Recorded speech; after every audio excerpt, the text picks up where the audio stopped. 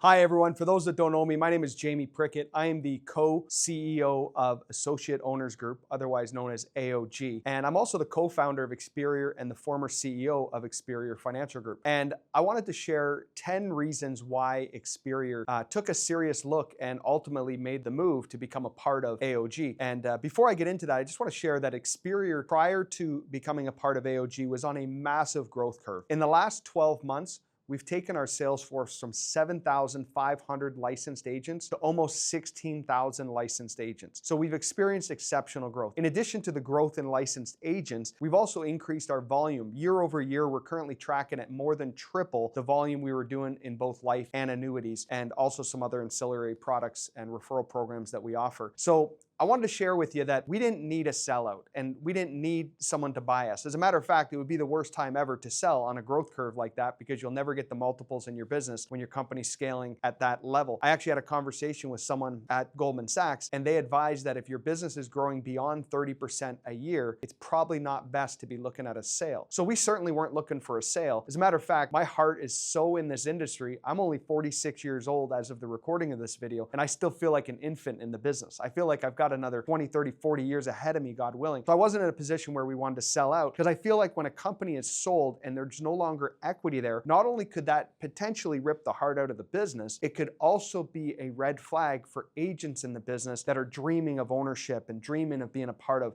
maybe an equity event in the future. So I want to share that with you first and foremost. Secondly, before I get started on these points, Experior 9 years ago when we were only 2 years old, we were already offering equity in our company, and not this pretend equity. I see some guys, they do video recordings of people signing documents, and usually there's certificates that are worth no more than the paper they're printed on. But I'll tell you this, ours was real equity. We have people on our cap table, right? Several hundred agents over time that have made up now over 30% of the Experior company. So we were already offering this to our agents, an equity program, much like AOG is offering. The difference now is we have a clear vision of where we can go in the future with the equity program, which can benefit our sales force. One of the questions we had to ask, a very fundamental question on scaling, was, can our company, Experior, at the time my company Experior, now part of AOG, can we grow faster on our own, or could we grow faster by collaborating with AOG, with other aligned partners who already have scale, capital, execution capability? The conclusion for us was that the collaboration materially would accelerate our growth beyond anything that Experior could do independently, despite our already amazing growth.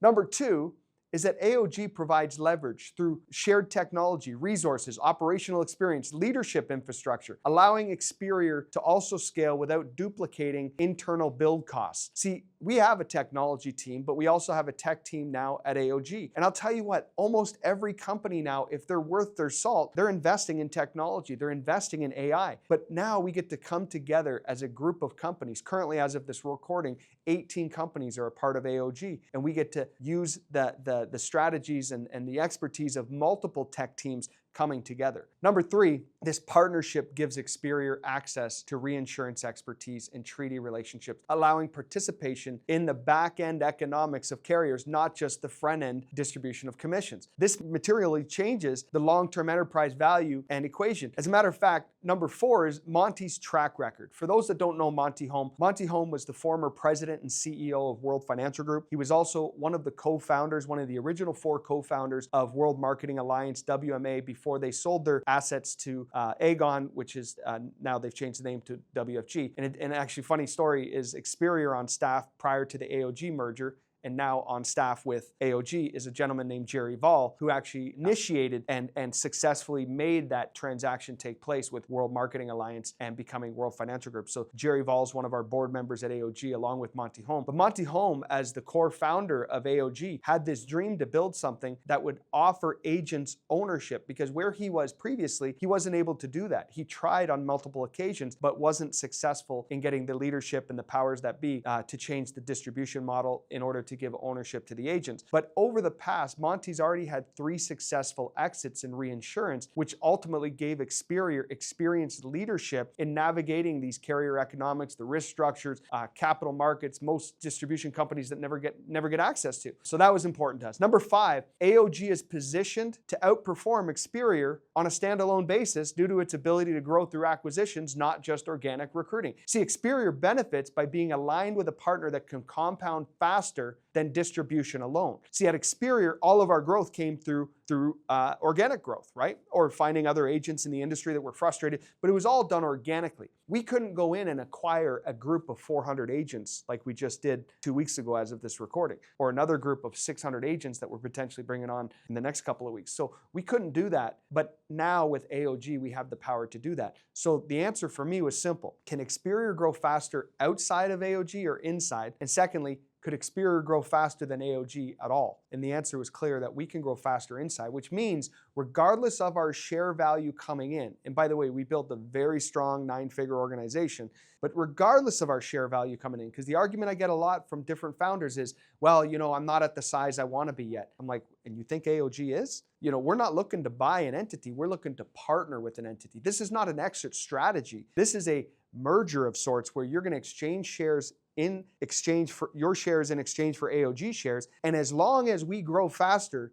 than your organization as a whole at AOG, then it was a good deal. And that's how we looked at it despite our great growth that we had already with Experior.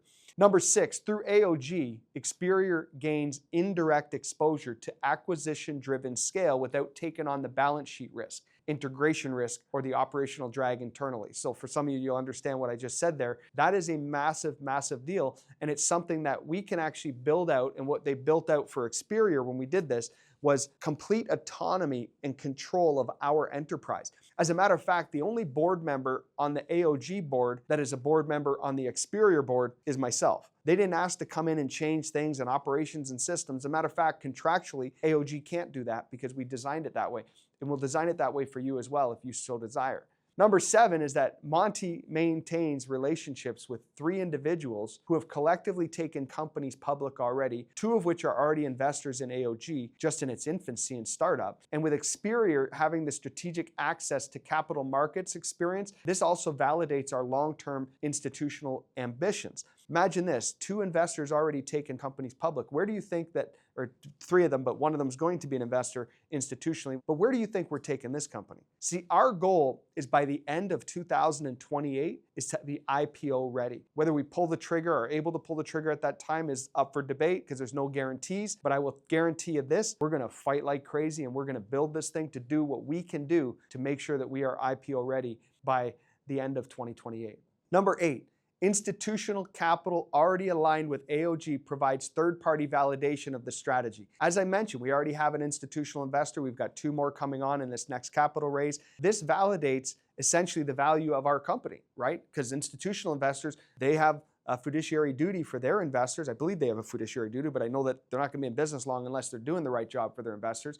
And these are the kind of people that we have already investing in this and looking to put, some of them want to put, upwards of 40 million in, and we're telling them no, because we don't want this to be VC owned. We want this to be agent and agency owned. But as we go and, aspire to be in the public market, we have to have validation events where we have institutional investors come along. And this is also reducing execution risk and increasing Experior's credibility even at a corporate level. Number 9, the partnership strengthens Experior's positioning as a platform for sophisticated business builders, not just agents. And aligning with our tri-brid model that we've already built in our agency ownership valuation that we still have and will have forever, the enterprise value creation that you can build with our legacy program. Guys, there's so much value in what we already had, but now it has just been even more validated and solidified. If it wasn't already at a 9-figure company, wait till we take this to 10, 11 figures and beyond. Guys, I'm so excited with the future of being a part of AOG. The last point is this. Ultimately,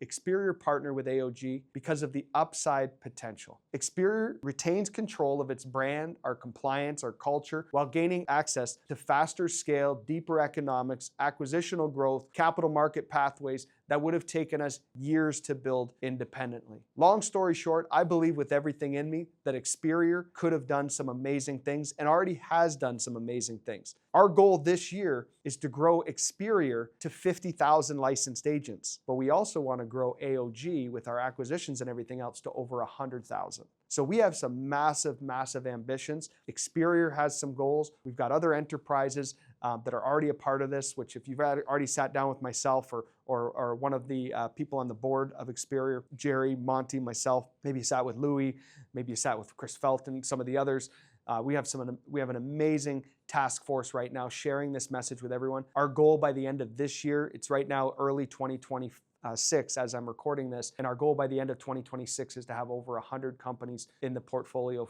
of AOG. And I'll share this, that one of the visions that we have is kind of modeling similar to a company you guys may be well aware of that Warren Buffett just retired from, and that is Berkshire Hathaway. And if you look at their model, they gave their owners complete autonomy. They had shareholder meetings every year and everyone came together, and they built it through acquisitions of partnerships, not just acquisitions of buying people out and having the owner sail off into the sunset. One thing that I want to be crystal clear on is we are looking for people who want to partner with us, who want to merge with us, who want to engage with us, not people who are looking for an exit strategy. If you're looking for an exit strategy, I'm happy to give you a couple referrals. I know many companies are doing acquisitions and they're buying out the ownership of the entity, and they're not providing the same type of capital and equity in the company like AOG is offering. I'm happy to refer you to them. But this is for people that are at maybe you're at the first hole on the golf course, maybe you're halfway through at the golf course, but you're certainly not at the 18th hole yet. You're getting your business going. You may not have a strong EBITDA right now. You may not have a strong valuation today, and that's okay. We'll work with you and we'll work on a valuation, something that makes sense for all parties. Thank you so much. I hope you enjoyed this video and I hope you got something out of it. Take care. Bye-bye.